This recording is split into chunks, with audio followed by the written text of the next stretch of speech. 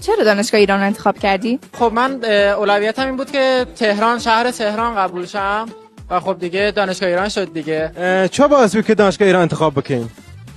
خب طبیعتا دانشگاه ایران که لابشترین دانشگاهایی که همانه و دانشگاهی که لحظه ایران کینگولا سرویا و ویکلا شهری تهران واقع بوا لحظ امکانات و دسترسی به نظرم زور لموقعیتی که تفاهم قراری. دانشگاه ایران یه دانشگاه تخصصیه بیشتر از اینکه دانشگاه مادر باشه. خب فکر کردم وقتی توی دانشگاه تخصصی درس میخونم که همه آدمایی که اونجان من و شرایط من و رشته من رو درک میکنن، میتونه خیلی اتفاق جذاب و مؤثری در زندگیم باشه.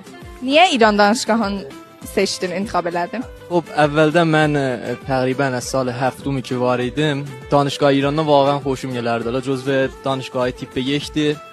بعد امکانات واقعا را گشکت و راضیم. با توجه به حالا مطالعاتی که داشتم یکی از دانشگاه‌های تاپ کشور هستش. کلا من از بچگی به طرز عجیبی دانشگاه ایران رو دوست داشتم. از لحاظ جهانی توی رتبه 600 الی 800. الان رشته مکه پرستاری تو تهران و کل ایران رتبه 1 حرف میزنه.